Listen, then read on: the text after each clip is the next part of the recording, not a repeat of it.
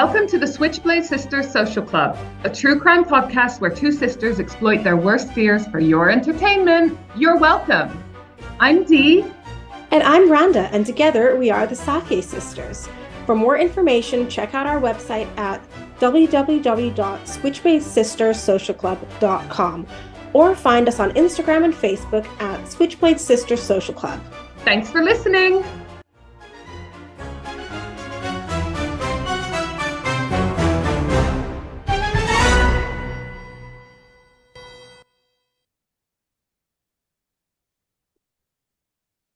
Hi everyone, I'm Dee and this is Rhonda. Hi! Switchblade Sisters Social Club is now meeting adjourned. No, that means it's closed. Meeting convened? Yeah. I don't know. Whatever, we're talking now, we're talking. So last week we were talking about the ink bomb that I absolutely am obsessed with. Yeah. I've shared a reel about it where you can see my tattoos pop, and we said we'd talk a little bit about our worst and best tattoos. We will put accompanying pictures, of course. Do you want to start? Okay, so worst tattoo is one I mentioned last episode, which was, oh God. It started Wait, off... before you say anything, wouldn't it be funny if I told you what I thought your worst tattoo was? Yeah, tell me. Oh no, I can't. But I just thought it'd be funny. You probably could tell me. You could probably rank mine in order of preference. Oh God, you have so many that you've got more tattoos than like untattooed skin. So I don't even know how many you have now. But my worst one it's a cover-up of a cover-up, which means it's been three different things. So it started off as oh God, it's fucking ugly tribal. The tribal tattoos of the 90s are so ugly. Which one is this? On your ankle? On my ankle, on my right ankle. So it started off as a purplish blue rose, some hideous tribal stuff around it, probably about 4 inches. Then, when I was 23, I got it covered with 2 hibiscus flowers, a pink and a yellow one. And then it got bigger because when you do a cover up, you've got to like cover the whole thing and more. And that was just hideous. Oh, it just looks awful, awful. So then when I was 29, I'm now almost 38. I covered it again with, let me have a look. Like pansies. Oh my God, it's so ugly. It's like, it needs so much more work. And you know, when you're just like, you know what? I'm just gonna leave it be. You know, it needs to have like several more hours of being covered. So it's like, you can't polish a turd. No, at this stage I'm resigned. 4 big pansies to cover what was there, and then hold on, I'm looking. 1, 2, 3, 4 smaller pansies going up my, what's the bottom part of your leg called? Shin? No, Your shin or your calf? Calf, yeah. So now it started off as like a 4-inch small ankle tattoo. It's now like half my leg. And you know what? It's not a good look. I'm now, close to middle age. It's not a good look anymore. So I'm resigned. It's there. It's going to be such a lengthy process to ever have it removed. It is, exactly. It is what it is. So that's my worst. As having had tattoo removal, it is so much more painful than the initial tattoos. Exactly. I can't go through that. I can't go through it. And I've only done like 2 little ones, not even big ones. And I've only just faded them so that I could tattoo over them better. And even that was just yeah. Do you know what? I'm just resigned to the fact that, like I was saying last episode, I wish Pinterest was around when we were getting tattooed, because I would have made some better choices rather than just going to some shithole place in Camden. Oh my God. Oh God. Like when we first started getting tattoos, you couldn't even we didn't even have Google search at that point. It was like, what was it? Like Bing or Ask Jeeves. And I don't remember ever Googling or searching online for tattoos. No, or even checking out the tattooist. Okay, no, actually my worst, I'm lying, is somewhere where luckily no one else will ever see. It's somewhere where the sun don't shine. It's not even your no spot. Yeah, your no spot. I'm not even going to say what it is. It's illegible. It's bad. I'm going to move on from that one. But my best one is probably, I've got 2 Arabic writing ones, and those are the only ones I would say I actually like. It's one of them is on my ribs, and it's in Arabic, and it says life, liberty, and the pursuit of happiness. And then one of them is this one on my arm, which is, it looks wonky unless I keep my arm like that. Yeah. But you know what? I'll tell you something about tattoos. When you age, your tattoo ages too. And then it doesn't look great. So mine are all going kind of blurry and bad, and I'm just resigned. But I tell you what, me and Dee, we have one matching one. Do we have one matching? Yep. Okay. And then it's on the inside of our left ankle. Mine's on the outside ankle. Oh Maybe yeah, yours mine's is in on a the different inside. place. And it's of like stars, just black stars, because this was during, when was this? I don't know, 15 years ago, maybe longer. Have you got your phone next to the Yeah, I'll get rid of it. Because I'm hearing the buzzing. That is our mother texting me constantly. And like we were supposed to have the exact same tattoo. Somehow mine ended up with more stars than D. Remember? Because I went first, and the guy cellophaned it up, put lots of tape over it, so you couldn't actually see it anymore. And for some reason, he didn't have the stencil or whatever, and we wanted the same one. And, you know, if you've ever had a tattoo near your feet or anything, the closer you go to the soles of your feet, the more it fucking hurts. Oh, my God. And on top, oh, my God. I was convinced there was another star right right on the base of the foot, like so close, in one of the most painful spots to get tattooed. And I was like, yeah, there's another star there. And I swear for years you thought that I'd done that on purpose. Yes, really and now Yes, I have like one extra for that reason, but oh my God, painful. And oh God, literally on your ankle bone, fucking painful. Yeah. But yeah, so that's my story. Those are some of my stories.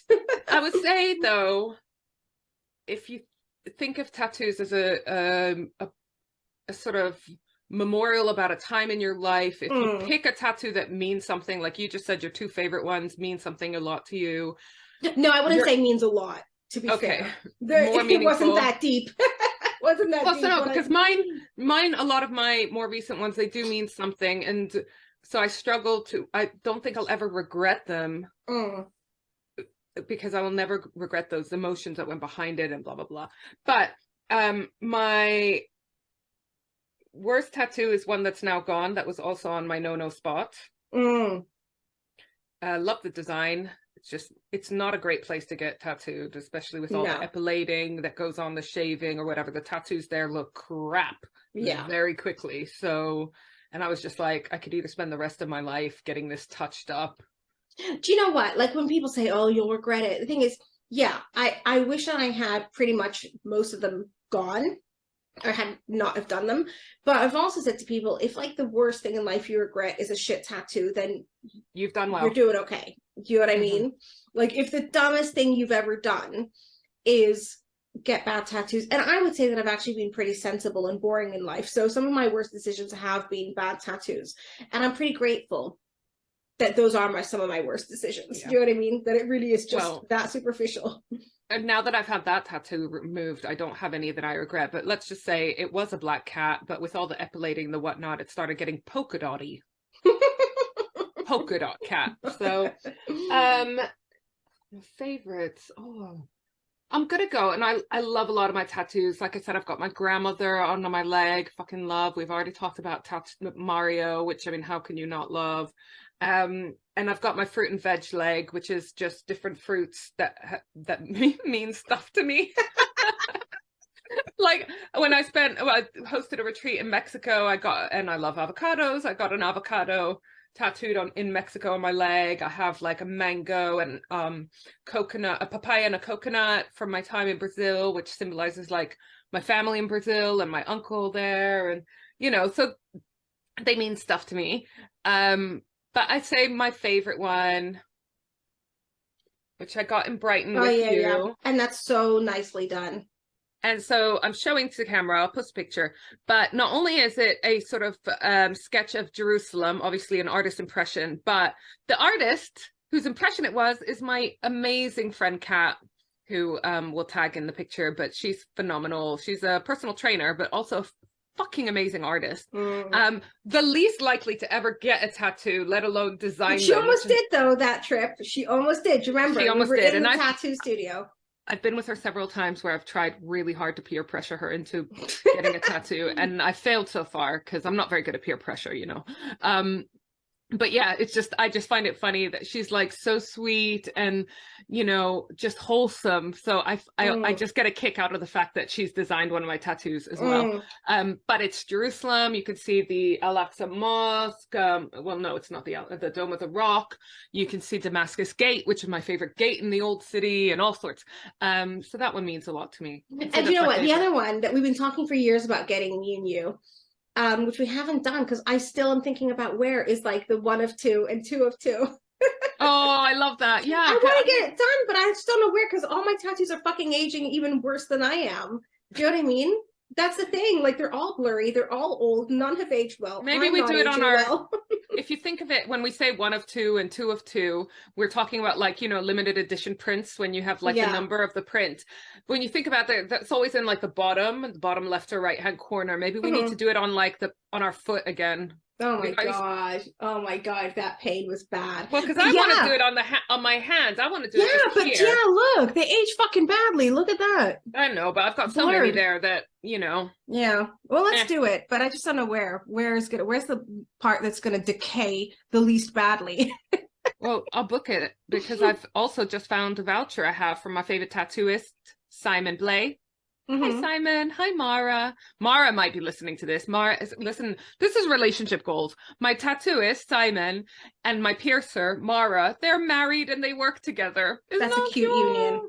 That's so cute. Do you know what? Honestly, like, if we had a tattooist or a piercer in the family, and I do, because Jim, for those who don't know, my husband, his sister's husband, is a body piercer, and honest to God, like, I'm glad he lives hours away. If he lives everything closer. would be pierced, you know. I would have everything pierced. And I've literally, like, in my teens and 20s, early 20s, I think I had more than 20 piercings. And, you know, then I became a teacher, so I had to get squeaky clean.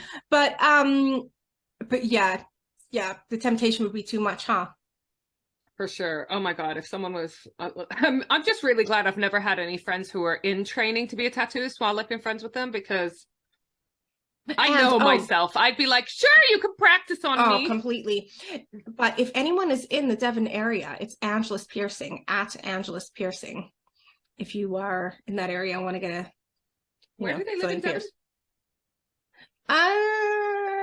It used to be a place called Brixton, you know, but it's not now. Brixton? No, Brixton. Everyone always says, is it Brixton? No, it was Brixton. They lived in this tiny little hobbit cottage with like the nearest neighbors being a 10-minute walk away. Now they moved to the center somewhere. But I don't know. Yeah, his stuff looks amazing. He's never pierced me, but sorry, just finishing off my mac and cheese so that I can get in, because today I'm presenting a topic to you. Good. Can't wait. I'm going to kick back and listen. Well, and kind of like your last topic, I've picked, this one is a theme, and I've got some cases within that theme that I want to go through with you. But I'll start that this is off the back of another amazing lecture by Steve Gaskin, who, you know, who I fangirl over all the time, him and Colin Sutton. Yeah. They work together quite a lot. They were, I'm guessing, police officers in a similar area at the same time, so they're clearly like good friends. And Steve Gaskin is a retired Scotland Yard. That's when you asked out, isn't it? And he rebuffed you in the DMs. Ask him out. He was busy. You invited him for a wine at the bar or something, and you know his response. I had a spare ticket for the Psychology of Serial Killers talk, but yeah, he said no. Anyways, Paul, it wasn't a date. First person to ever say no to you, huh? Yeah, I didn't like it. If I'd had more time. No, but he said yes to me in person, but then he canceled over email, and I just let it go. But I think what made it worse is that it sounded like his people canceled on his behalf. It's probably him pretending to be his like assistant. But yeah, Steve, hi, because you're coming on our show at some point. I don't care. I even know what case I want you to cover. It's a serial killer, a case that he worked on. Okay. Anyways, he did this amazing lecture on this topic. He's got an amazing organization now called the Crime Lab, and they do like an annual true crime festival. They do a bunch of events throughout the year. I went to an amazing lecture called the Dining with a Detective, where you just sit and eat and listen to him tell stories. It was just so fascinating. And that one, it was loads of people studying criminology or training to be police officers that came along. So you can imagine the questions they were asking. The Q&A was so fucking good. So he recently sent round a webinar link that he was doing, and the topic is bodies in suitcases. Oh, okay, good. And I attended out of curiosity because I had no idea that there'd be like enough on this specific topic to have an entire lecture, but oh my fuck, okay? I don't want to give away too much about his lecture, because if you follow him at the Crime Lab, he might be doing it again. I think it was recorded, and please do check out his stuff. But I just wanted to do a bit of a deeper dive into this. All right. So let me ask you this.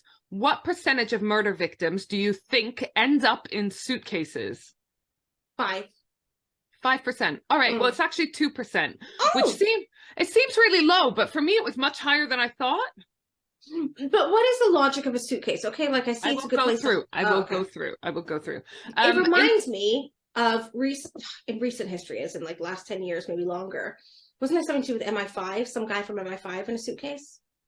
Oh, I don't know. Okay, scratch that. We'll have to. Thought you were covering that. No. All right. So, interestingly, it's the percentage of murders found, murdered victims found in suitcases is higher in Japan and Germany. But I don't know why, but I just thought that was interesting. So you know why? Oh, you don't know why? I just said I don't know why. Pay attention. It's key in this podcasting forum. So I'm going to share some general information about murderers who dump bodies in suitcases. And then I'm going to go into a couple of, or 3 very recent cases that freaked me the fuck out. So I'm going to talk a little bit about Konopka et al. Konopka is another great name. 2016, they studied 22 cases of dismemberment, homicides with corpse dismemberment. Now, it's difficult to know numbers of this kind of crime because not all the suitcases are found. But apparently, also, on an aside, there's a strong correlation between land mass and murders. So the bigger the country... I'm not saying the bigger the country, the more murders there are, because that makes sense. Like the more people, the more. It's actually to do with the landmass. Proportionally, there's more murders. So I don't know whether. Do you mean landmass like Australia, where the population has nothing to do with the size of the country? Or the states? It's just not related to the population at all. Just the size of the country. Isn't that weird?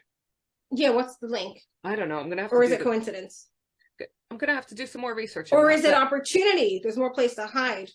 Maybe, or maybe like more remote areas. That's what I mean. Like Australia, most of it's uninhabited, right? Well, I'm thinking remote areas where you're a bit lawless, or you're isolated and you go a bit cuckoo. Anyway, so there was a study now with 70 suitcases in Western Australia, because as we discussed in my last topic, Western Australia is actually pretty much half of Australia, and it's very underpopulated.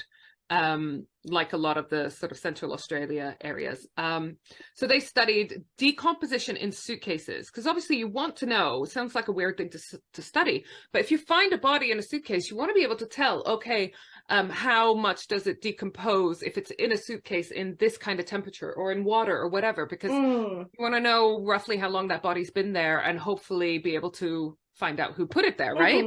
The point of all this. So, there's a couple of reasons why people end up putting someone in a suitcase, okay? Putting the corpse. Defensive, which is getting rid of the evidence or making identification harder. Aggressive, quite often there's a strong emotional reason for this, like kind of hiding your, the bit of remorse that's making you want to hide your crime or whatever. Offensive, the dismemberment is the real purpose of the murder. Necrosadistic murders, which psychotic, the suspect has lost touch with reality, is having some kind of psychotic break, or mafia type murders, mafia in quotation marks. Don't come at me, mafia. Sending a clear message to your rivals, police informants, etc. So those are some of the different reasons behind it. There's also no correlation between medical or butchery skills and this kind of case.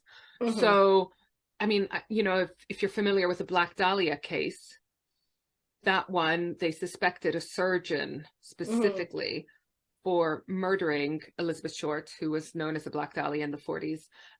This is a case where I ummed and ahed about covering it because I'm fascinated by it. I listened to so many podcasts about it and watched so many documentaries, but just that, there's already so many amazing podcasts on it that I feel like I'd be reinventing the wheel. It reminds me of Jamal Khashoggi, the journalist. Yeah. He was dismembered by a forensic specialist, and he actually, his head went in a suitcase, diplomatic suitcase, back to Saudi Arabia. Exactly. The rest went somewhere else. But yeah. So I will recommend the Root of Evil podcast, which is absolutely phenomenal. It's about it's by two sisters, so that's cool. Those are the best podcasts. Trademark. No, they did it first, to be fair. But they actually find out that they are kind of related to one of the main suspects. Oh, I know. The two Hawaiian girls. Oh, yeah, they're cool. They're cool. So their first season, the first podcast they worked on was specifically on this and researching this aspect, their family history, which led them to realize that one of their family members was a very real and possible suspect in the Black Dahlia case. And then they made another series called The Face of Evil, where they cover different cases in each episode. You wrote fantastic. About them, didn't you? I reviewed for the Pod Bible. I'll post a link. Their second podcast. So they're fantastic. If you want to listen to a Black Dahlia one, that one is just fucking intense and amazing. But with that case, she was cut in half. They thought that it was someone with surgical experience because of the way she was cut in half. There's a point in your body where you can actually cut someone basically across the torso without having to go through too much bone or whatever. It's not, I mean, I've never dismembered anyone, so I don't know what I'm talking about in that respect, but it's very difficult to do that unless you've had this surgical training that was very common at the time that they taught surgeons how to do. But normally when you have these dismembered cases, there's not a high correlation between them having some medical experience or butchery experience. There is, of course, correlation between child abuse and going on to commit this kind of crime, which is no surprise. Be nice to your kids, guys. Come on, get support if you need it. There were further studies by forensic psychologist Professor Helena Häkkinen Nyholm. She was a former criminal profiler with the Finnish police. She saw this act as a reflection of attention and sensation seeking. So she saw it linked to grandiosity and narcissism. Killers quite often have a high rate of violence at school age. And in one of her studies, 10 out of 14 offenders had been psychiatric inpatients. Just some interesting stats there. And why is it important to specifically study bodies in suitcases? As I mentioned, because this is most often committed by someone who was at least acquainted with the victim. So it gives us a starting point as to where to look for suspects. So you want to find out who this person is, because it's not always easy to identify, especially if they've been dismembered, if there's parts missing. Because if you don't know who the victim is, it's very difficult to find out who the killer is. So it can also help to find the scene of the crime. As with bodies in suitcases, it's often the home of the victim or the murderer where the crime took place. So that's interesting to remember. So now we have a little background on bodies in suitcases. It's a very general topic, so there's not many stats that apply to all of these cases, but I've given you some of the stuff I learned. And I want to tell you about the shocking, very recent case of Gemma Mitchell and Mee Kuen Chong, also known as Deborah. When I say recent, I mean the last few months. Okay, and I think you'll know this one. Like, I'm sure you would have seen this pop up. Sources include articles from the BBC, Independent, Guardian, Brent and Kilburn. Bless me. Brent and Kilburn Times, Sky News, etc. I'm putting all the links in the show notes. So a little bit of background on Mee Kuen Chong. I hope I'm saying that right. She was also known as Deborah. Deborah was originally from Kuala Lumpur in Malaysia. By 2021, she had lived in London for 30 years. She was a widow. She lived in Wembley. She had paranoid schizophrenia, which she was managing with meds. She was also a devout Christian. I say she was managing her mental health conditions because I've read that in a few places, but there's also some posts about that some people saying that she had claimed she was talking to Prince Charles via YouTube. That was reported in the Brent and Kilburn Times. So I don't know who they were speaking to that was saying this, but if that's true, then I don't know how well she was managing her mental health condition. She had started behaving a bit erratically, sending messages to Prince Charles, to Boris Johnson, who was Prime Minister at the time, etc., etc. Deborah was 67 at the time of the incident, which I will obviously go describe in a moment. Now, the background on Gemma Mitchell, on the other hand, she was born in 1984, so she is about our age. And remember, Deborah was 67 at the time. Gemma grew up in Australia. Her mum worked for the UK Foreign and Commonwealth Office, and then they moved back to the UK when the mum's marriage ended. Gemma was still school age at the time. Like me, and around the same time as me, she went to King's College London to do a human sciences degree. So I was thinking, fuck, have we, were we ever in the library or okay, student union at the same time? Is that what you got from my reaction? So she's the aggressor. Is that what you think? Yeah. I mean, I'll tell you in a moment, but... Oh, okay. Okay, so if you need help guessing which of these two women turns out to be a victim and which one is the murderer, here's a giant clue. While at uni, Gemma had to take a module called Structural Basis of Human Functioning, where she learned how to dissect a human body. Now, I don't know why she would have to know this, because she went on to become an osteopath. But she was so good at this that she was even given an award for it. Oh, God. This lady got an award for dissecting bodies. Why would you ever want to do that? I mean, I guess I totally get why in some professions you would have to work on corpses or work on this kind of stuff, obviously. She got a first in her degree, so she was doing very well. For those of you who aren't in England, they have the most batshit way of grading degrees. You either fail. Can you get a third? Or is that a fail? But anyways, I think that's still a pass, right? But a bad. Yeah. I don't know. I don't know. Fuck, I don't know. So let's say third. Yeah, we didn't get one, as you can tell. Third, 2-2, a 2-1, or a first. The first being the best, obviously. But who made that system?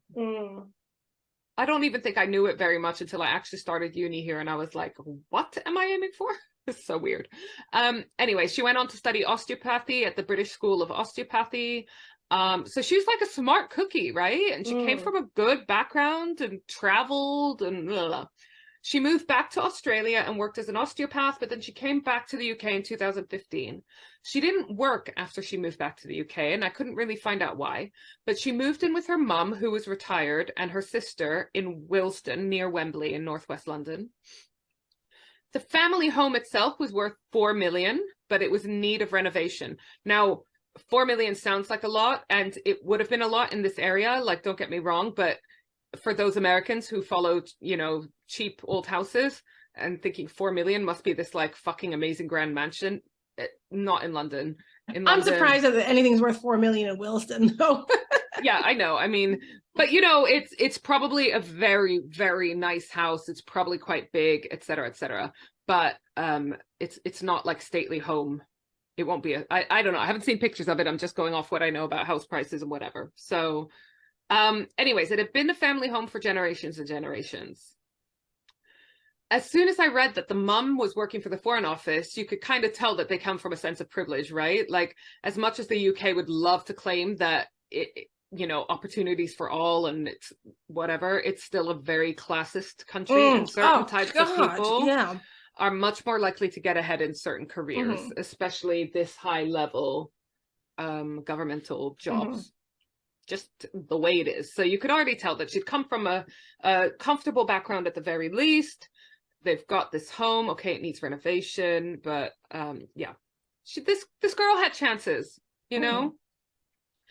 Apparently there was some tension between the sisters, and there was a 2016 breach of a non-molestation order by Gemma relating to her sister and brother-in-law. So I think the brother-in-law in particular had problems with Gemma, and so there was some non-molestation order, kind of like restraining order type situation, and that it had got broken. There was a breach of it. So not everything was peachy in the family, right?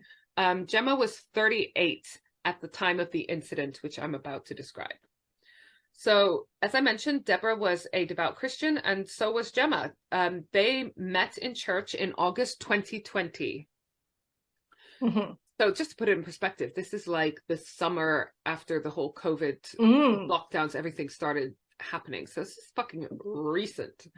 Gemma and her mother were planning on renovating their dilapidated house, but apparently it was like a hoarder's house as well. So, not only did it need work, but it had... like they were hoarders. They had freezers full of old food. They had old mattresses everywhere.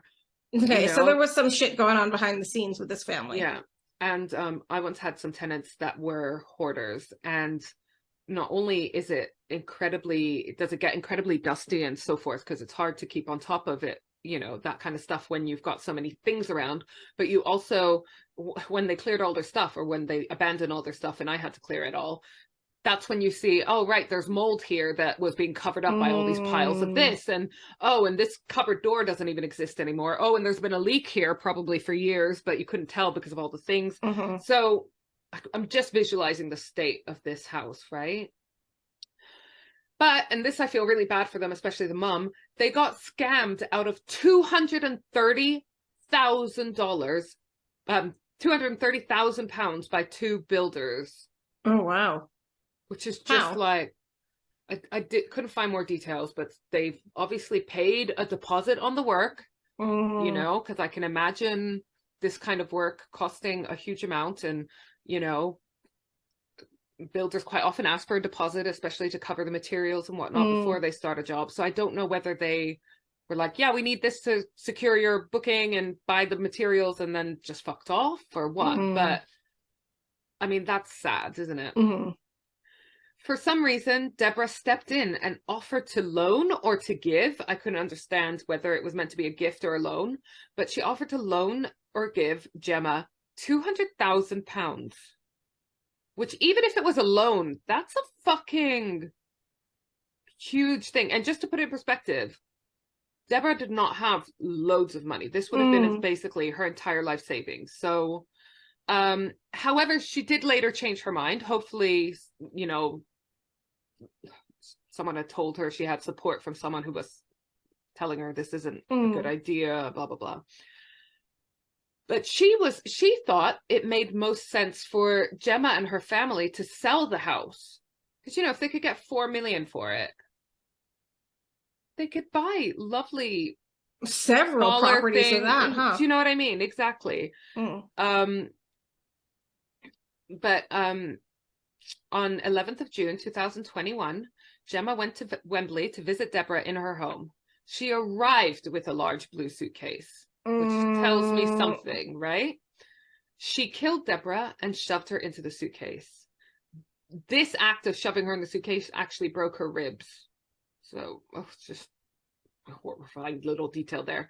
A few hours later, Gemma left Deborah's house with the suitcase. She also stole some documents from a recently deceased neighbor of Gemma's. And she used these documents to try to forge a will for a will of Deborah's, leaving her £700,000 estate to Gemma. So this is what I mean. Deborah didn't have a fuck ton of money. £700,000 was probably mainly her house, you know, because that would be a very normal price for a house in Willesden, I imagine, you know, again, a decent house, but yeah. Deborah had a lodger who reported her missing on the same day, which I think is beautiful, that when people have loved ones or people in their life that notice when they go missing, it always makes me so sad when it's like, oh, I think she's been missing for months, but, you know, Yeah. When Gemma was questioned, she said Deborah told her she was going to visit friends near the ocean because she was feeling depressed. And so I wonder if she's like paving the way for the police to suspect a suicide or something, but definitely obviously trying to defer attention from her. This is when the supposedly smart Gemma starts being really fucking stupid. She stored the suitcase in the garden of the house that she shared with her mum for 2 weeks. Oh. I don't know whether she was worried that she had like attention on her, the police were watching her or whatever. But then why store it on her property? I don't know, but this is the creepy thing. During this time, she even went on a date with someone to London Zoo. I mean, imagine being that guy. Imagine you reading the newspaper and you're like, oh, I recognize that girl. I went on a date. What? You know?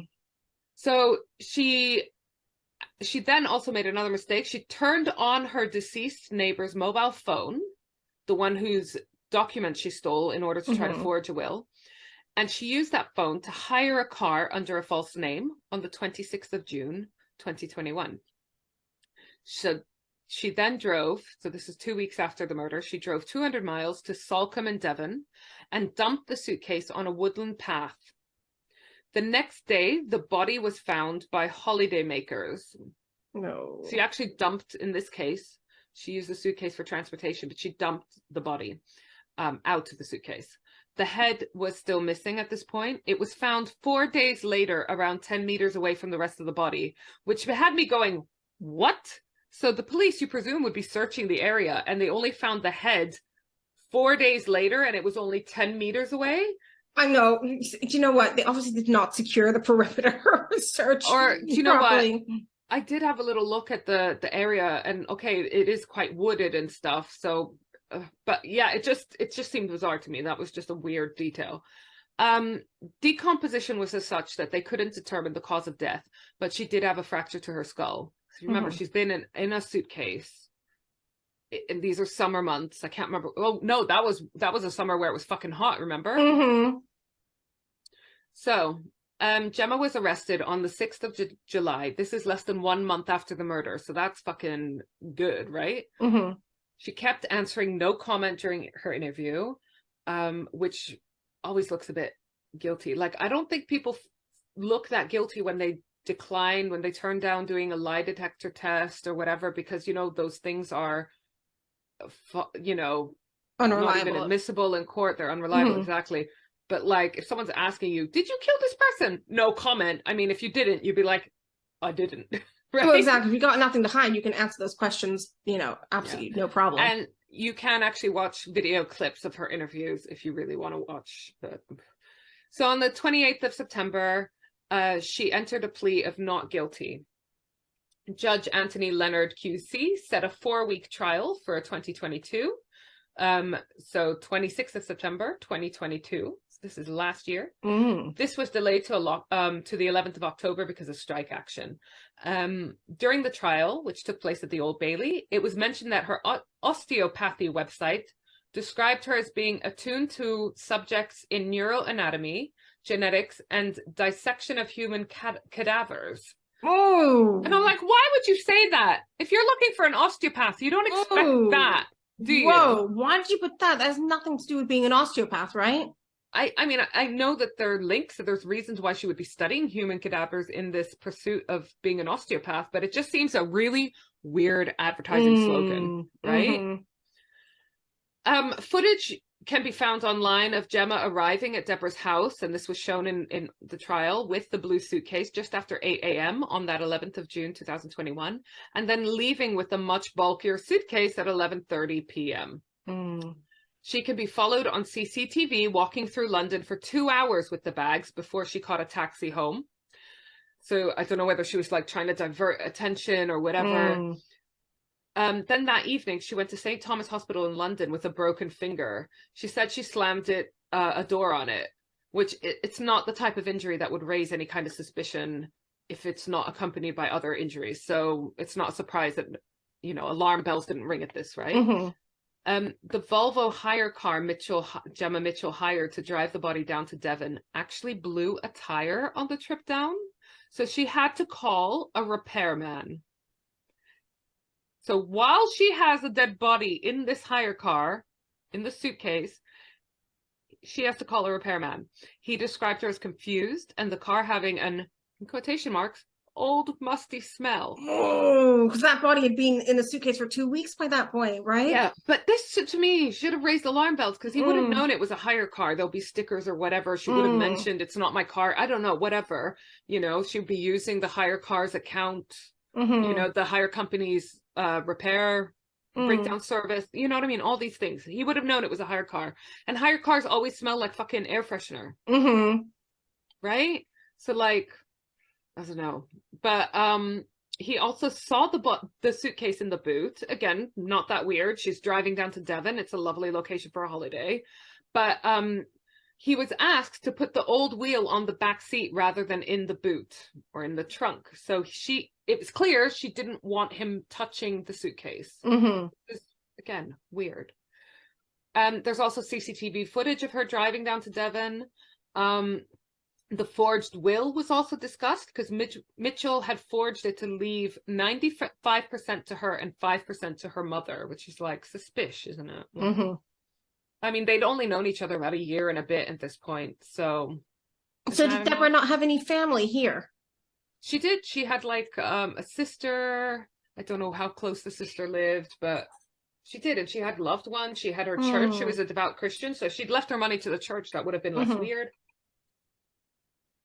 Sorry, just finishing my mac and cheese. Gemma's defense argued there was no sign of a struggle and no DNA in the suitcase. And that there was I don't know, and that there was no sign of a struggle at Deborah's house. But I mean, this woman's not going to expect her friend to fucking murder her. So, you know. And if she had a skull fracture, somebody came up behind you and whacked you in the skull, you wouldn't have the opportunity to defend yourself. Also, Gemma was in that house undisturbed from 8 a.m. to 11:30 p.m. So she could have done some pretty good cleaning and tidying, you know? The jury deliberated for 7 hours on the 27th of October, and they convicted Gemma Mitchell of murder. Apparently, Gemma appeared passive when she heard the conviction. It was then reported that the sentencing would be televised. This is the first time a convicted murderer in England and Wales would be sentenced on live TV, so you can watch it. He then sentenced her to life with a minimum of 34 years. She is not eligible for parole before 10th of July 2055. But I still don't know why they're calling it life then, because, you know, it's 20 years. So I know she'll be like 60, whatever. But anyway, Gemma's poor mum still claims she's innocent. She claimed Gemma made a silly mistake because when she was being suspected, she washed the suitcase. But like, why would you even think to wash a suitcase? Have you ever washed a suitcase? I don't even, yeah, weird. And remember, they're hoarders. I don't know. Anyways, the clip from a quote from the sentencing: Mitchell is a ruthless killer. The motivation was money. The cold facts of this case are shocking. Oh no, that was from Detective Chief Inspector Jim Eastwood of London's Metropolitan Police. I'm going to show you some things now. Just bear with me 1 second while I prepare it. This is from BBC News.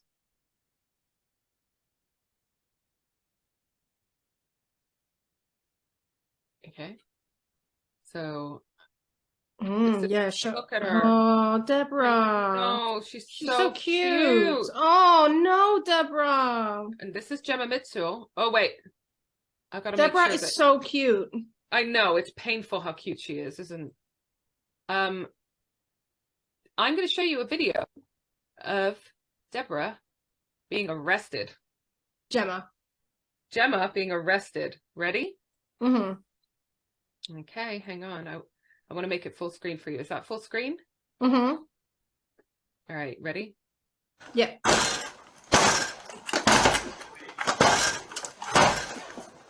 Police! Hello there. Hello, how are you? Yeah, good. Would you answer? Sorry, what's your name? Sorry, we're asleep. Are you Gemma? Yeah, I am. Okay, Gemma. Just could you answer? Sure, sure. Hold on a second. Sorry, could I Gemma, do you want to come up? Yeah, sure. Just one second. Hand just so your hands. Alright, Gemma, at this moment, I'm arresting you on suspicion of murder. Okay, you don't have to say anything, but you may have a defence if you want to mention one question, something which you later rely on court. Anything you do say Maybe give them evidence, okay? Once you're in the cuffs, My lights I'll go explain everything to you. Okay? Should I get some Yeah, shoes sorry. then? What? If you want just one a woman sec. inside. Who's inside at the moment? Mother. Your mother? Baby, Okay. where is it? If you wanna... Oh, can someone lift that up? Yeah. Let's step back inside. Is anyone else inside? Just your mum? Yeah. There is someone else inside, No, or just your that's mum? just my mum, yeah. Alright, do you wanna... Should I bring her out, or...? Bring her in. Do Do you you know not what? find that unsettling? Do you know why I find it unsettling? Because if you're innocent of something and somebody arrests you, you're like, what the fuck? What are you doing? Yeah, She's I not mean, doing that. For the podcast listeners, the police, as you can probably make out, come barging on her door. She comes out. It's clearly late at night. I think you can see the time is 11:45. So she says she's asleep, and that probably explains some of the doziness. I don't know, but like apart from a little like raised eyebrow when they say they're arresting her for murder. I mean, if someone came to my door and was like, "I'm arresting you on suspicion of You'd be like, murder," "What the I'd be like, fuck?" "What the actual? No." Or Yeah, she's or literally... I'd go the other way. I'd start crying because I'd be like, "What the hell is Yeah. happening?" But no, she's literally politely complying. I guess she knew it was coming, but... I don't know. And like, I know these situations, you never know how you're going to respond or react in them, but it's just something chilling about how calm she is. Right? Okay, now I've got something else for you as well. Told you that her sentencing was the first one in England and Wales that was video televised. So I'm going to show it to you. So that's Gemma there, picture of her. This is again a link to a BBC link. So thank you, BBC, for being good sometimes. All right, so you ready for this? I'm driven to the conclusion that you are extremely devious. You have shown absolutely no remorse, and it appears that you are in complete denial as to what you did, notwithstanding what, in my judgment, amounted to overwhelming evidence against you. The sentence of the court is one of life imprisonment, and the minimum term of imprisonment that you will in any event be required to serve will be 34 years. There will be deducted from that term the 475 days that you have spent in custody on remand, and the statutory surcharge will apply. Would you please take the defendant downstairs? So yeah, that's the sentencing, which just really interesting being able to see that, right? I always love the judge's final say, huh? Like their final thought. Yeah, like Jerry Springer. All right, so They're so eloquent. all right, now I'm going to show you one final little video. I'm really sorry. We'll post links to all of these to, or do you know what? Maybe we won't, and maybe you should just sign up to our Patreon for any amount, and then you get to see all of this in real time. But this is the video I told you could see video of her dragging these suitcase around town. Oh, God. Awful. So this is from Sky News this time, this video. Just bear with me. It's just creepy. You would just, London's busy, walk out, you always see people on the streets. We live near Heathrow most of our lives, so you regularly see people with suitcases and whatever, and I just would not think anything of seeing this woman walk past me on the street is why I find it especially creepy. So just bear with me.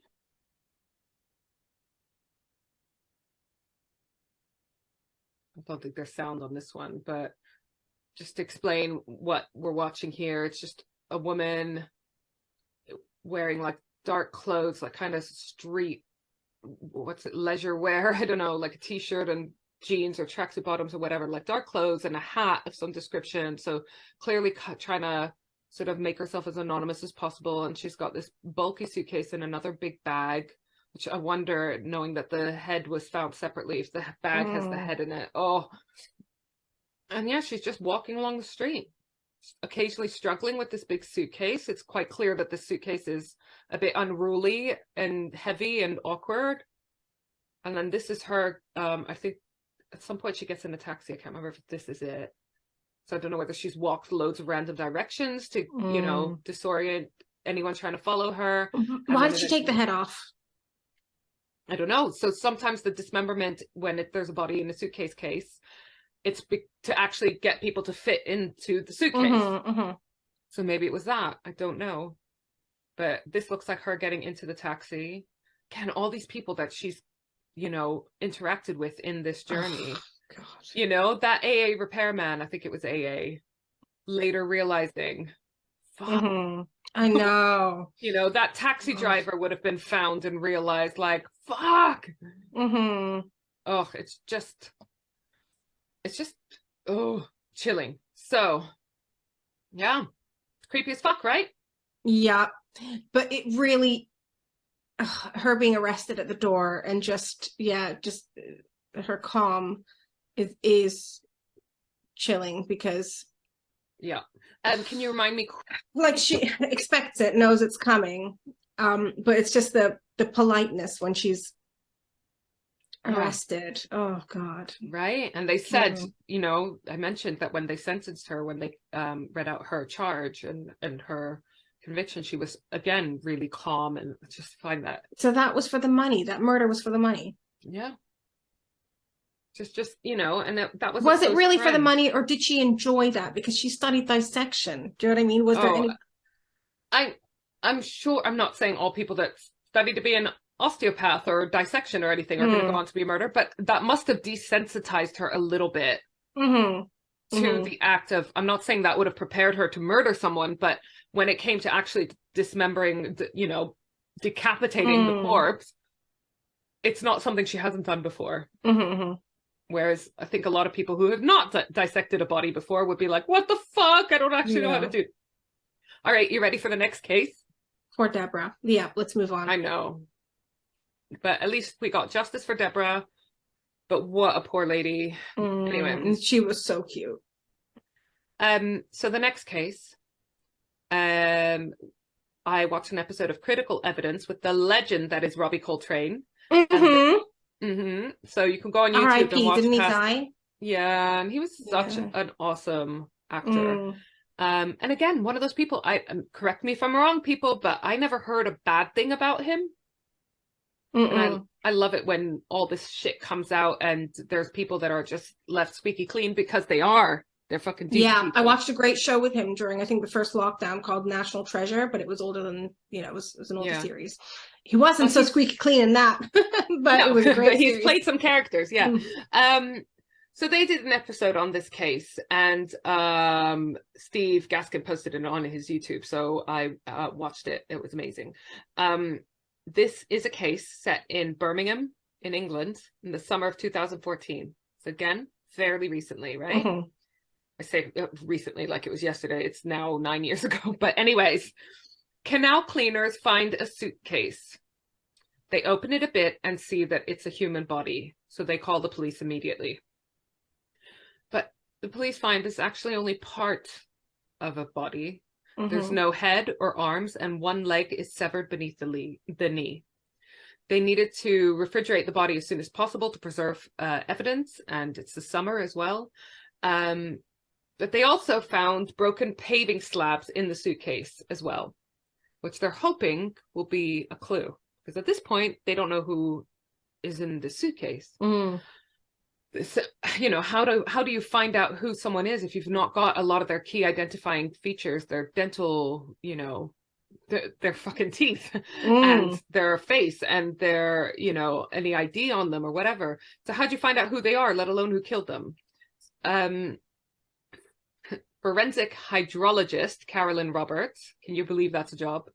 That's amazing. What does that mean? So she's a water specialist.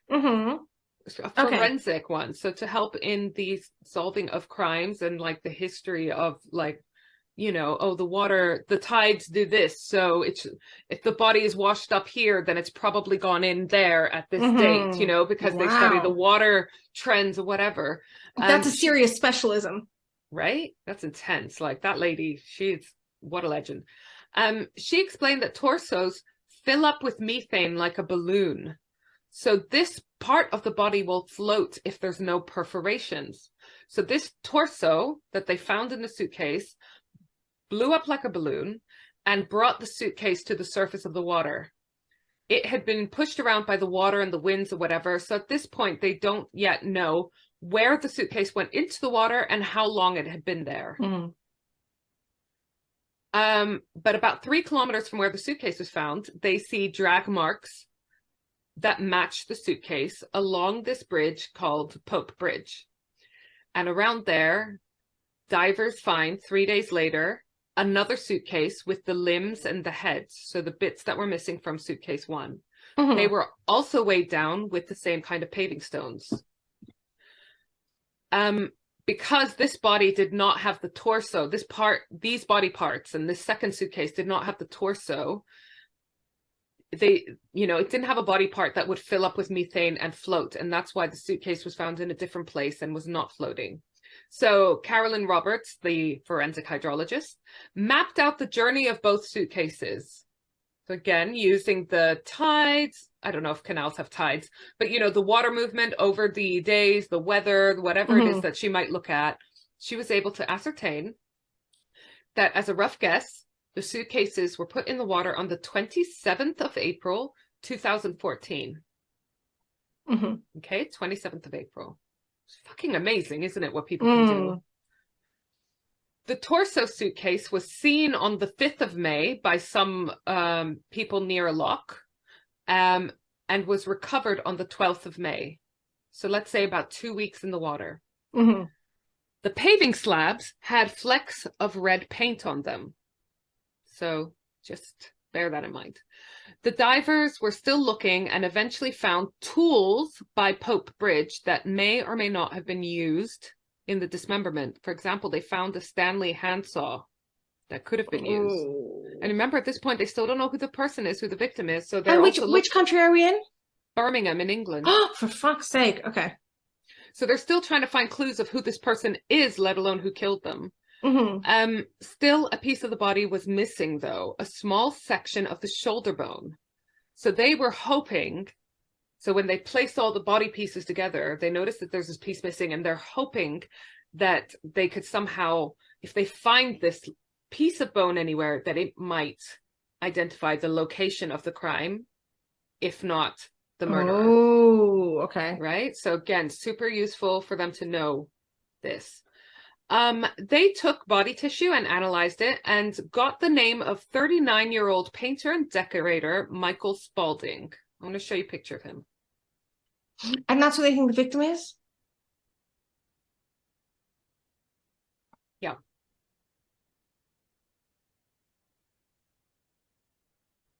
So this is painter and decorator Michael Spalding, and this is the bridge and the canal area where he was found. So, bear with me. Now that they have a name, they can look at his life, his residence, his routine, his contacts, and so forth. So they start on his socials. I don't know if they started there, but they go on his Facebook, and they found some messages between Michael and a woman who was clearly close to him, probably a girlfriend, right? She posted messages asking him to contact her because she was worried and she hadn't heard from him and so forth. Turns out she had last seen him on the 25th of April and not had any sighting or word from him since. So you remember, 27th of April is when the forensic hydrologist suspected he might have been put in the water. So she's heard from him a day or two before that, and then not since then. So now they have an identity of the murder victim and a date. They also have the girlfriend who is able to fill in some information about Michael's last few months alive. Michael had been living in a house on Oxford Road, rent-free for him and this girlfriend in exchange for redecorating it, because you remember he was a painter and decorator. He was trying to set up his own business. So sad. Like, clearly just wants a better life for himself and wants to look after his girlfriend or whatever. His housemates, who are presumably the owners of the house if they want this renovation done and not other tenants, were Lorenzo Simon and Michelle Bird. Lorenzo was also already known to the police for serious offenses, so some red flags there. According to the girlfriend, the tension was rising between all the housemates, so much so that she moved out to live with her gran. She's like, oh, fuck this, I ain't staying here. Michael stayed. carrying on renovating and living rent-free. So I don't know whether he wasn't welcome there at the Grand, whether they fought about it, whether he felt like he'd made a commitment. I don't know. When the police did house-to-house, interviews around the area, neighbors reported lots of arguing between the housemates. Michael was working long hours, and it was really starting to get on his nerves, because he felt like it's basically slavery, isn't it? Mm-hmm. Slavery. The exterior of the house was painted. Guess what color? What color? Red. Like the like on the paving stones. Yes. So they wanted to check out if the red paint on the paving slabs that were found in the suitcase matched the paint that had been used on the house. Who the fuck paints their house red? I don't know if it was the entirety of their house or trimmings or whatever, but they basically found very similar color paint at the house. So on the 19th of May, 1 week after the suitcases were found, Lorenzo Simon and Michelle Bird were arrested at 6 a.m. The interview, the arrest, the drive to the station, the interviews were videoed, were recorded in case it was needed to be used in evidence in court. Lorenzo in these videos admits to knowing Michael Spalding, because obviously this guy lived at his house, that he had been living there, but that Lorenzo had kicked him out recently. Okay, so now I saw this part of the video. I'm going to show it to you, which is actually taken while Lorenzo's in the police car. It's horrifying because this guy is getting emotional. And spoiler alert, he is the one responsible for Michael's death. But in this video, like, I'm not trained for this kind of thing at all. Like we always say, we're not psychiatrists, we're not criminologists, we have no experience in the policing, nothing. But like, he's really convincing. No. So I'm going to show you the video, okay? Yeah. Because Gemma wasn't convincing. No, Gemma came across weird. Sorry, I just want to find the exact point to not make you have to waste any time. Just bear with me. Okay, gonna share this with you. If you're not on our Patreon, you should be able to follow and hear. So he's in the back of the car, of the police car, and they're asking him questions, and it's being recorded.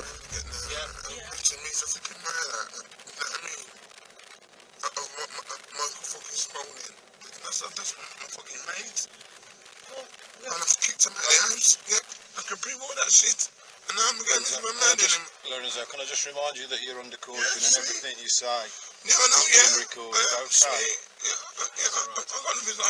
No, okay. Just so you're aware. Of course, I hate the door. I'm not a murderer. Wasn't that? Do you know what it reminded me of? Oh, hang on. Let me just get out of this. But don't you find that? No, do you know what? I don't find that weird because, like, literally, I remember from when I was a teacher, when kids were found out for doing, like, serious stuff, like, let's say, one thing that would happen often is trashing. I was a music teacher, trashing practice rooms, you know, things like that. When they were found out, sometimes their reactions would be so emotional and extreme, like, literally, like what you just saw, sometimes worse. Like, they literally, you know, have a tantrum about it because they're then thinking, shit, I've just been found out, I'm gonna have to deal with my parents, I'm gonna have to face the consequences, so they're crying because they've been fucking found out. So actually I don't find that reaction weird at all, and I don't even find it convincing because sometimes all right, maybe I should not be so I've seen that kind of reaction from kids who were found out of, you know, for doing bad shit, because then it's panic is what that is. It's panic. It's creepy in any case. So I guess you're right, that emotion, that quivering bottom lip is because he's like, fuck, I'm going to jail. Exactly, that's what that is. So police suspected Michael was murdered and the body had been dismembered in that house, in Lorenzo's house.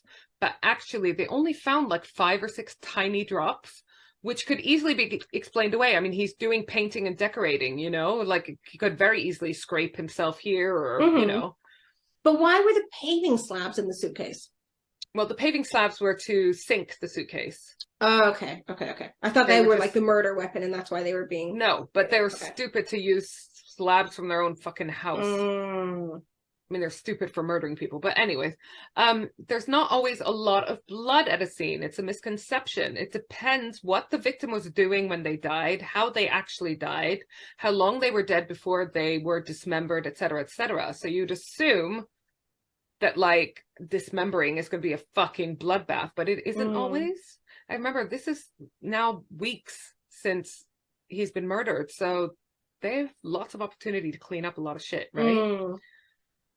And there is the possibility that this crime could have been done with minimal mess, but there's still the paving stones from the garden, which they could actually match the pieces that they found in the suitcase with bits like a jigsaw puzzle in the garden. But then again, they could probably explain that away as well and say, well, it wasn't us. Someone must have come into our house and murdered him, you know, and taken the paving slabs or whatever. It doesn't mean we did.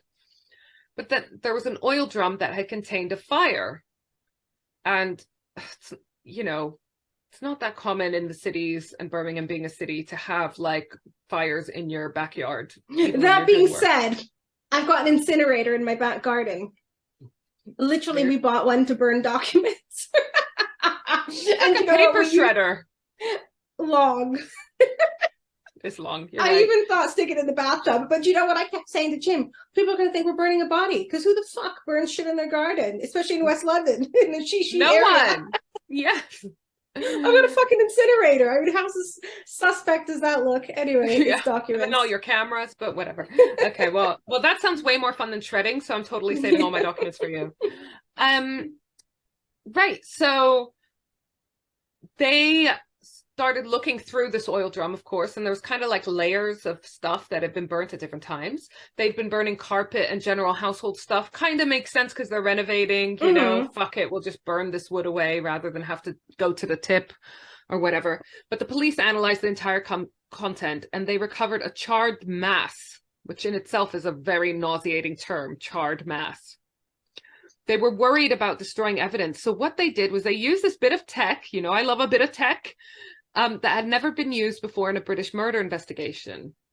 Professor Mark Williams at Warwick University used micro CT scanners for imaging and scanning this oil drum without damaging the item. No, not the oil drum, this charred mass, because they were worried, like, if we start touching it, will it fall apart? They even printed a 3D version of it using a 3D printer, so they had an exact replica of it. Now, the scan showed definite human remains, and guess what it was? The missing shoulder. Oh. So why did they leave that behind? Why wasn't that in the suitcase? Maybe it just was a little, I don't know, I can't remember how big it was, but maybe they found it after they disposed of the body, or maybe when they were cleaning up, it just got scooped up. That sounds awful. Maybe they didn't realize what it was. Who knows? But for some reason, this little bit was left behind. And good thing it was, because this was one of the final nails in the coffin for them. But how do they know that this missing shoulder bone piece belongs to Michael? So what they did was they scanned the human remains from the suitcases so that they could, again, like a jigsaw puzzle, fit all the pieces together and fit this little shoulder bone piece in. Like, it's just amazing. Yeah. So now they've recovered all of his remains, which feels very important for his loved ones. But the scan also showed up marks that had been made during the dismemberment, which they were able to match to the tools found by Pope's Bridge. Remember I told you the divers had found some tools. These tools were found to belong to Michael, including his handsaw mentioned earlier. And there's something so super cruel, isn't there, about like someone having their own weapon, or in this case, their own just tools for their livelihood used against them.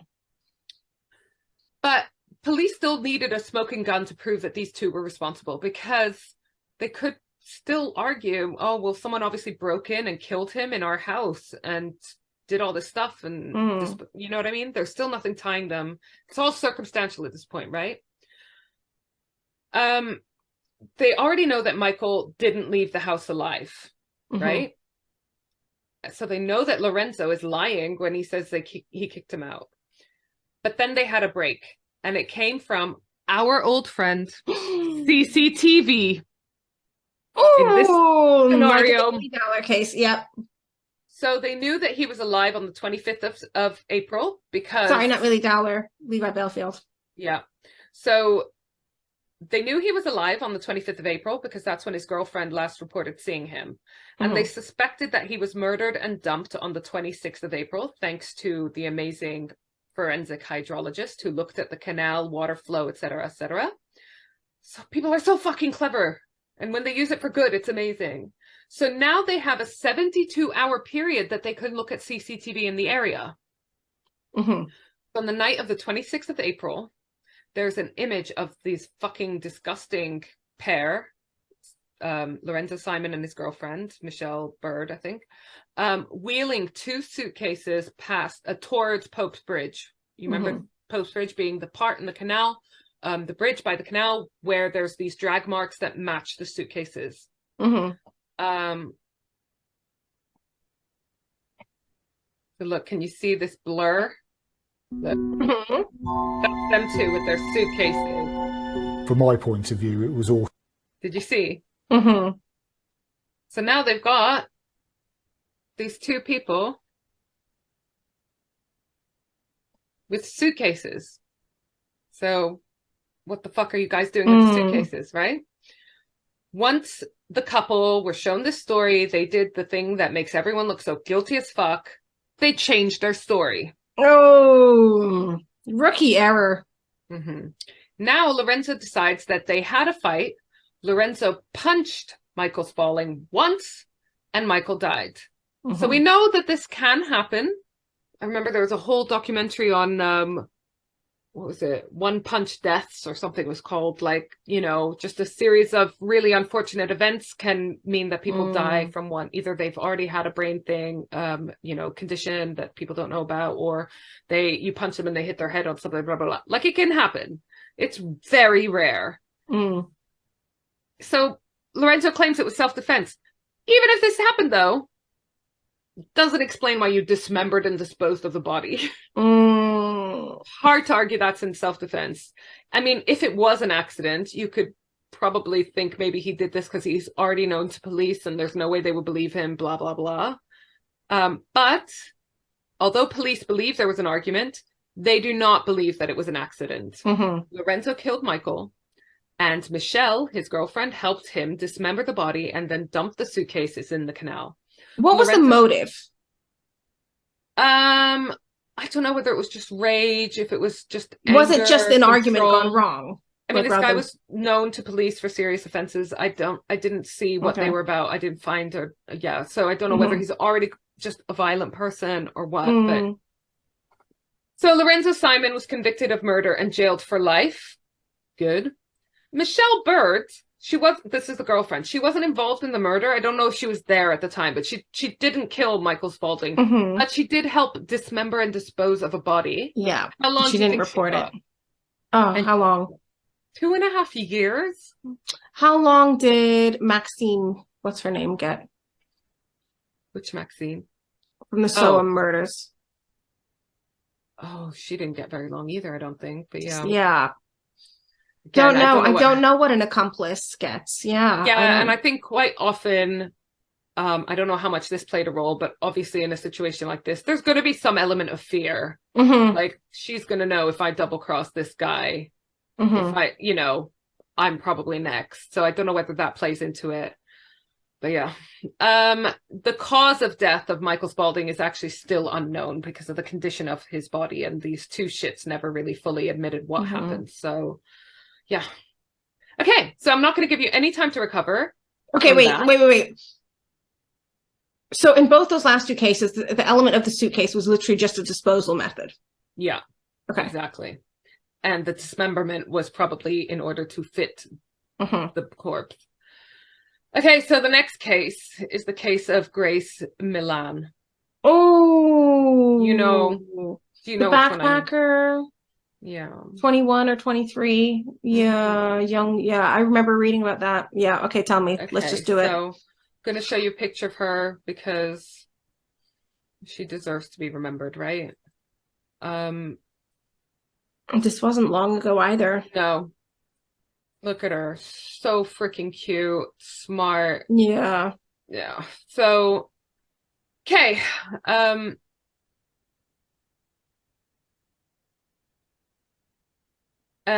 This one really sends chills down my spine because I remember following it at the time. Again, it's super recent. I remember when she went missing, because even though like she had such a close-knit relationship with her family and friends, and this happened around the time of her birthday, which probably made it more noticeable that she wasn't in contact with them. They first reported her missing. So I remember when it was announced that she was missing, and then when they found her, and then it was being revealed what happens. So Grace Millane, I hope I'm saying her name right. I don't know. I think it's Millane. Millane. I'll say Millane. Grace Millane from Essex in the UK. She was traveling through South Africa and then New Zealand. She was just 21 years old. She just recently graduated from uni. That picture that was very prominent at the time of her graduating. So sweet. So on the 20th of November, 2018, Grace arrives in New Zealand for 2 weeks. So she's already been traveling, I think, for a few months. Like, how brave, like, you know, what she definitely had like a spark about her, right? She traveled around the North Island, and on the 30th of November, she arrives in Auckland. And then she was last seen on the 1st of December, 2018, which was the night before her 22nd birthday.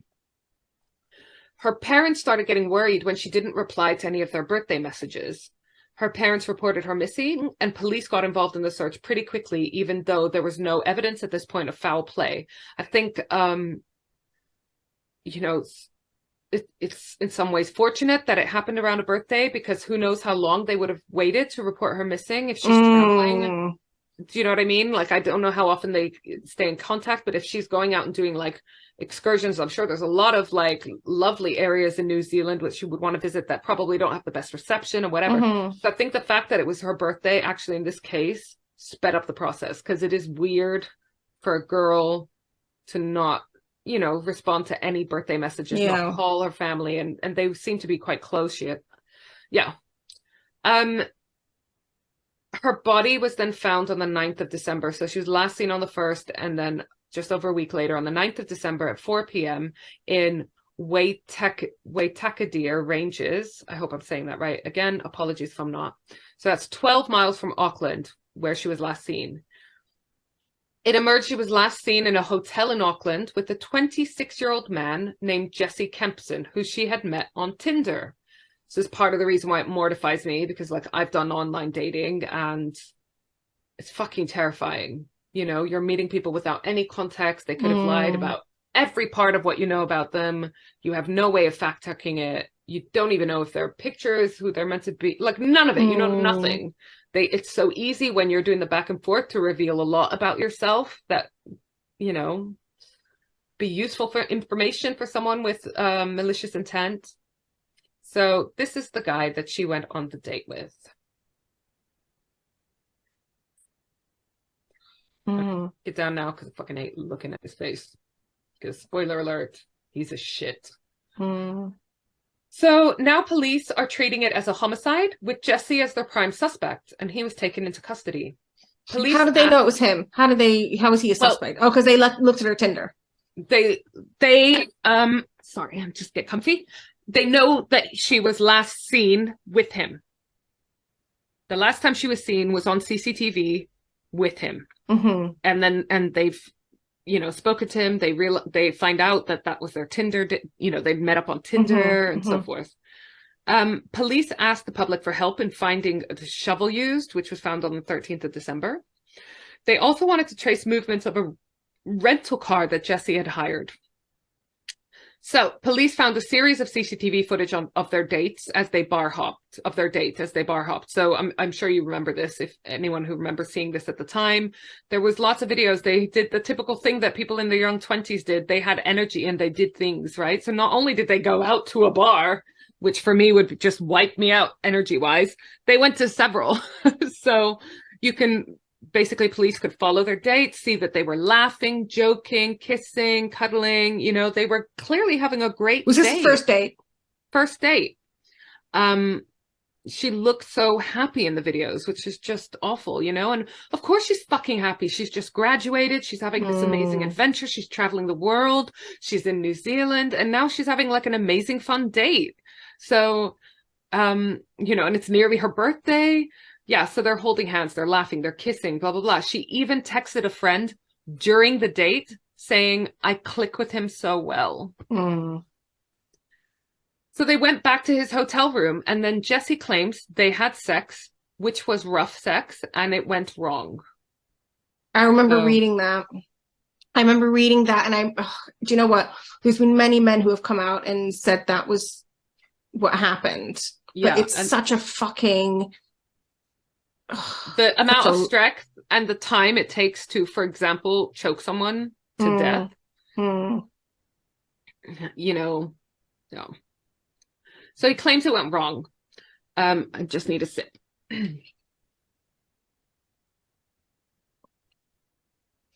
Yeah, like there's been controversy around that with men getting off or not getting harsh sentences because they've used that as an excuse, huh? Exactly. So it's just absolutely horrifying, because how do you defend yourself against that, you know? He didn't call any emergency services, though. So again, even if you want to say that that's true, like with the previous case, oh, it was an accident, fine. Then fucking call the police. Call for some help. He didn't. Instead, he just Googled things like hottest fire and the ranges where they were found, where the body was found. Oh, God. And then he went on to Pornhub. And then... for fuck's sake. I mean, it gets worse and worse. So this was premeditated. I don't know whether it's premeditated, because this all happened after, you know, it might be that they were having sex, it went rough, and he got carried away and went over the top. But the point that a lot of people make is that he would have known at the time that he was going too far. You have to strangle someone. So he watched porn after he killed her. So after he kills her, he Googles things about disposals of bodies. He goes on to Pornhub. He then takes pictures of her dead body. And he even poses her body. Oh, for fuck's sake. He then... Had he done this before? He then goes back on Tinder and tries to arrange another date for later that same day. Because now we're in the following day. With her or somebody else? With someone else. Wait. So he's still on Tinder. He's still matching away and talking to people and saying, want to meet up for a drink tonight. And what was the cause of death? Was it suffocation? We'll get into that. Oh, God. He was then caught on CCTV later buying a suitcase and cleaning products, and then met up with the lady from Tinder, who was a journalist, while Grace was still back at his hotel room. Wasn't he afraid that, like, staff would come in? I don't know, maybe put the do not disturb thing up. I don't know. In hindsight, this lady, who was a journalist, felt that he was trying out his story on her. Isn't this creepy? I mean, again, this is hindsight, but he was saying things like, isn't it crazy how a guy can make a single mistake and then spend the rest of his life in jail? And talking about things like, well, what if you like rough sex and it goes too far? So she got the impression he was like trying out stories or trying to gauge her reaction or whatever. That's the impression she got. Did he know she was a journalist? Possibly. It was on Tinder, so who knows what she revealed or didn't reveal about her profession. Jessie then rented a rug doctor, you know, like a industrial type, like hired a carpet cleaner, which I find so suspicious when you're staying in a hotel room. I even saw an image of him in the lift with someone with this. I mean, I don't know what I would do if I saw a resident of a hotel. I mean, maybe you'd think they were working there. I don't know, or hired. I mean, but if you knew that they were like a hotel but guest, like the staff receptionist, I would automatically jump to murder. 100%, because I'd be like, either you've murdered or you've pooped yourself. Do you know what I mean? One's obviously much worse than the other, but like, right? This is like one of the craziest things I've ever fucking heard. That he rented a rug doctor and just carried it through like the hotel lobby. Yeah. But I mean, I'm going to show you a picture of the stain in the hotel room. that they managed to, you know, bring up using luminol, which obviously displays where blood was. So you can see it's fucking huge. So imagine that still being bloodied. He was clearly like, fuck, I've got to do something about this. No one's going to believe I had a nosebleed or something. But it's just still bonkers to me that he's just walked through a hotel lobby with a fucking yeah. He's then filmed loading up his new rental car with his suitcase, as well as another suitcase, which is the new one that he bought. Again, that wouldn't have raised any alarms. They're, you know, he's at a hotel. There are loads of travelers going around. During the trial, which was almost a year after the murder, it emerges that Grace died from strangulation, something that Jesse had told other girls on Tinder he was into. She was also bruised on her arms and clavicle and shoulders, which is typical of someone being strangled.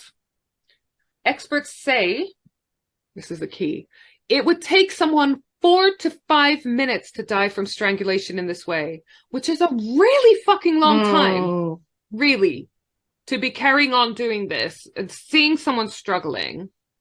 Like, I find it just impossible to believe that that would have been by accident, that he would at no point realized, oh no, she's actually going to die here. You know, I better stop. As you know, and do you know what made the police initially look at Jesse as a suspect? What? While they were on their date, Grace left him for a moment, probably to go to the bathroom or something, and he entertained himself by going on Facebook and doing a bit of like stalking of her on Facebook, which, you know, we've all done, and I would recommend you do before you go on a Tinder date with someone. And he posted on her Facebook page on one of her pictures. So that's how they first started looking at him, basically. Okay.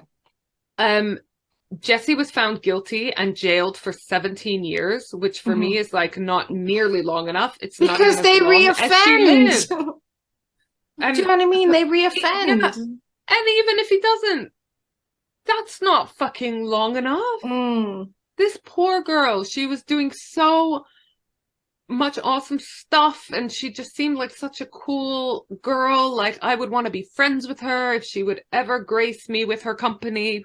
You know, bless her name is Grace. You know, she was just like traveling the world and just, oh, she just seemed amazing, right? So brave and so cool.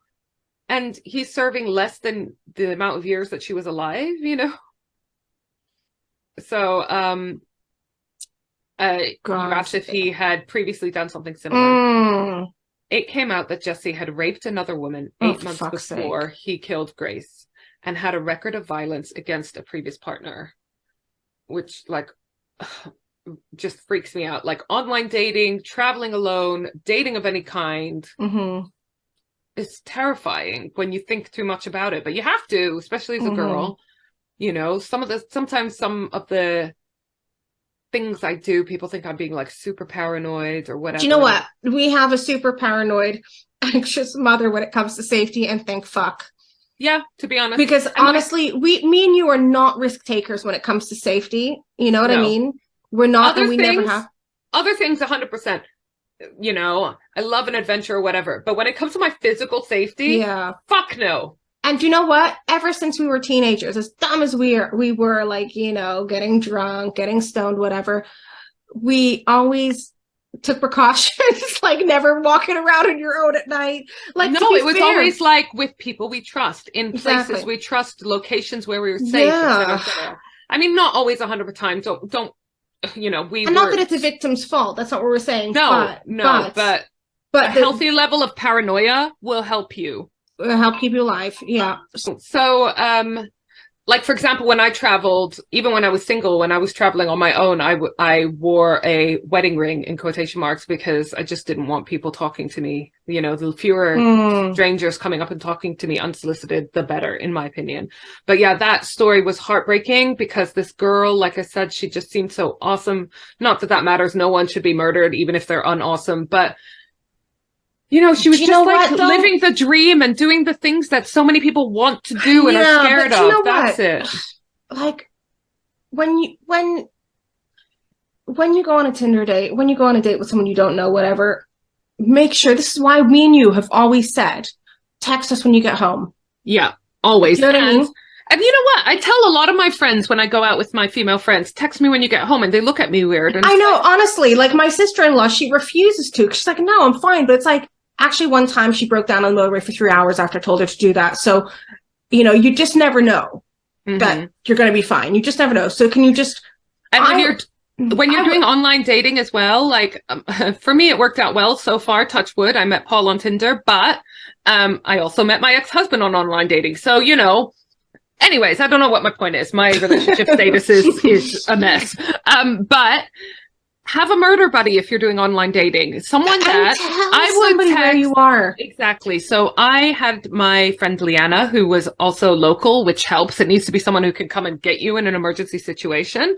So, and she also had been doing online dating. So she knew what I meant when I was like, this fucking creeps me out. Not any particular guy. If a guy creeped me out, I wouldn't meet them. But this whole idea of online dating.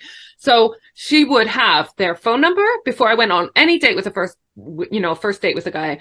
I would send her screenshots of their photos, or at least the ones that they shared with me, presented with me.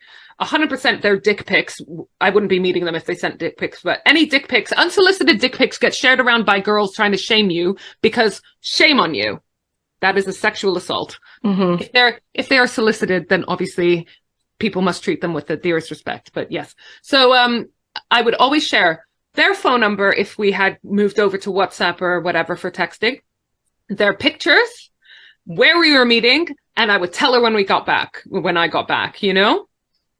like every single time. And she would do the same with me, because someone's got to be looking out for you when you're doing these things. It is high risk, sadly.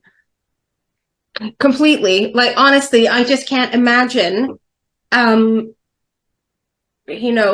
not wanting to know when you leave here that you got home safely. Whenever our mother comes here, I want to know if she's walking home, and I pretty much drive her every single time because I don't trust fucking no one. But if she is walking, and that's only in the middle of the day when it's still bright outside, I need to know that she got home safely. Do you know what I mean? It's just a thing that we do, isn't it? And it should be it should just always fucking let somebody know where you are, that you're safe.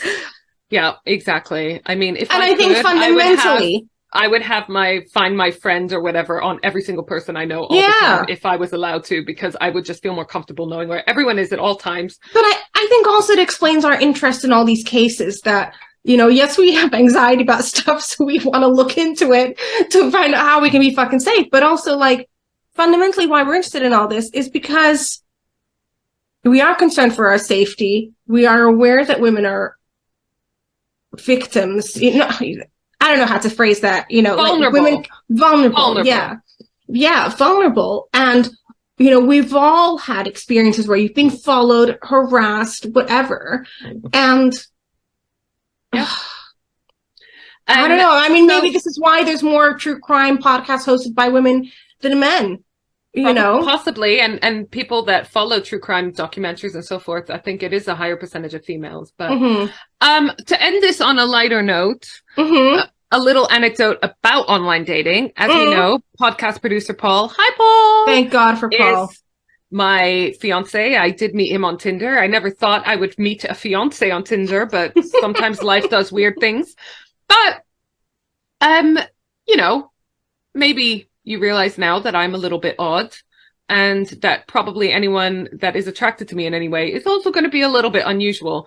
Well, because I was conflicted about going on Tinder in the first place, and I wanted to attract a certain type of person, someone who's fucking funny and doesn't take themselves too seriously. Oh my God, your Tinder picture? My Tinder pictures, plural, were only pictures of me dressed as Super Mario. And I have many pictures taken on many different occasions of me dressed as Super Mario. I just love Super Mario. And my name on Tinder was Super Mario, and my bio was something like, ask me for a quote, no job too small. And lo and behold, what? You should get an award for branding for this story. Well, I mean, I stole someone else's brand, right? So, so Nintendo, if you want to sponsor us, we're here for it. Yeah. So Paul was interested in that and swiped whatever direction it is, I can't even remember, that you do when you are interested. And obviously I fairly quickly showed him like my real Facebook, I think, or something, whatever. But yeah, fly your weird freak flag, I would say, and attract your other fellow weirdos, because you will be happier. Except for unless you're into like really bad shit. Yeah. But keep that shit to yourself. Yeah. I mean, I remember Leanna and I debating starting our own podcast about our horrible dating experiences. So, you know, and I was like, actually, it would be hilarious, but I very quickly would get very depressed. Yeah. So on that note, I think we should wrap this one up and see you all next week. Thanks for listening. Love you. Love you, Rhonda. Love you, listeners. Bye. Mwah. Bye. Hey there. Thanks for being a loyal listener. Do you need a new website or want to boost your social media performance? Or do you hate podcast editing? You've tried optimizing your website and social media channels, but you're still not getting the listeners, downloads, and engagement you want? We, the Safier sisters, love helping people with tasks that they hate. We know a thing or two about podcasts, websites, and social media, and we love working with other podcasters and business owners. So why not head over to switchbladesisterssocialclub.com and go to our Work With Us section. We believe in collaboration over competition. A rising tide raises all ships.